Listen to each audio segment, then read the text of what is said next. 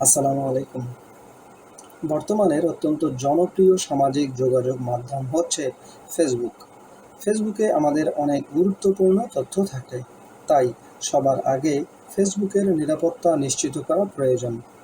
এখানে কিভাবে ফেসবুকে অথেন্টিকেটর অ্যাপ সেট করে অ্যাকাউন্ট পাসওয়ার্ড সরবরাহ করার পরও আপনার মোবাইলে যুক্ত করা অথেন্টিকেটর অ্যাপ জেনারেট হওয়া 6 ডিজিটের কোড সরবরাহ করার মাধ্যমে আপনার ফেসবুক অ্যাকাউন্ট সুরক্ষিত রাখবেন সে বিষয়ে জানতে পারবেন। অথেন্টিকেশন চালু করার প্রক্রিয়া। ফেসবুকে অথেন্টিকেটর অ্যাপ সেট করার জন্য আমাদের মোবাইলে একটি অ্যাপ ইনস্টল করে নিতে হবে এবং তারপর ফেসবুক অ্যাকাউন্টের সাথে তাকে যুক্ত করতে হবে। এ দুটি ধাপে আমরা আমাদের ফেসবুক অ্যাকাউন্ট এর সুরক্ষা বৃদ্ধি করতে পারব। এ দুটি ধাপ সম্পর্কে বিস্তারিত দেখানো হলো। মোবাইলে অথেন্টিকেশন অ্যাপ ইনস্টল করা। প্রথমে আপনার স্মার্টফোনে যে কোনো একটি অথেন্টিকেটর অ্যাপ ইনস্টল করে নিতে হবে। আপনি গুগল প্লে স্টোর হতে যে কোনো অথেন্টিকেটর অ্যাপ ইনস্টল করে নিতে পারবেন, তবে আমাদের পরামর্শ থাকবে মাইক্রোসফট অথেন্টিকেটর অথবা গুগলের অথেন্টিকেটর অ্যাপ দুটির যে কোনোটি ব্যবহার করুন।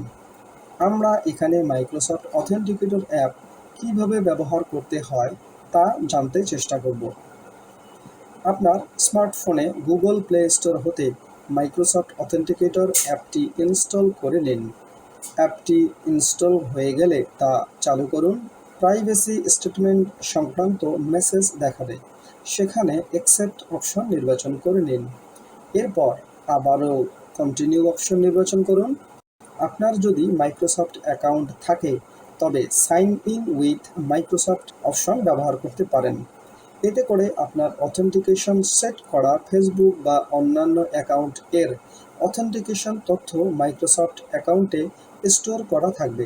ফলে আপনার স্মার্টফোনটি হারিয়ে গেলে বা অন্য কোনো কারণে অ্যাপটি মুছে গেলেও পরবর্তীতে পুনরায় Microsoft authenticator app Microsoft account দিয়ে সাইন ইন করলে অথেন্টিকেটর সেট করা অ্যাকাউন্টের অথেন্টিকেশন কোডগুলি পুনরায় পেয়ে যাবেন। অথবা আপনি স্কিপ করে যেতে পারেন, তবে আমরা পরামর্শ দেব অবশ্যই মাইক্রোসফট অ্যাকাউন্ট ব্যবহার করুন। ফেসবুকে অথেন্টিকেটর অ্যাপ সেট করা। এবারে কম্পিউটারে কোনো ওয়েব ব্রাউজারে আপনার কাঙ্ক্ষিত ফেসবুক অ্যাকাউন্টে লগ ইন করে নিন। এবারে এরকমের ডান দিকে প্রোফাইল পিকচারের উপর ক্লিক করুন। এবারে এখানে থাকা সেটিংস অ্যান্ড প্রাইভেসি অপশনে ক্লিক করুন। আবারও সেটিংস অপশনে ক্লিক করুন।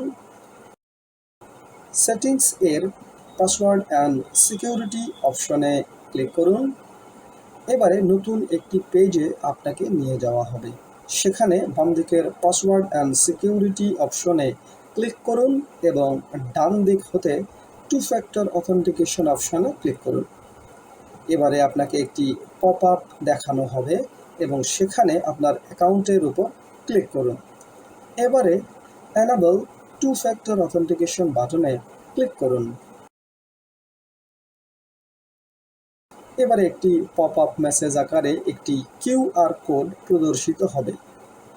এ পর্যায়ে আপনার স্মার্টফোনের অথেন্টিকেশন অ্যাপ এর অ্যাড অ্যাকাউন্ট বাটনে ক্লিক করুন।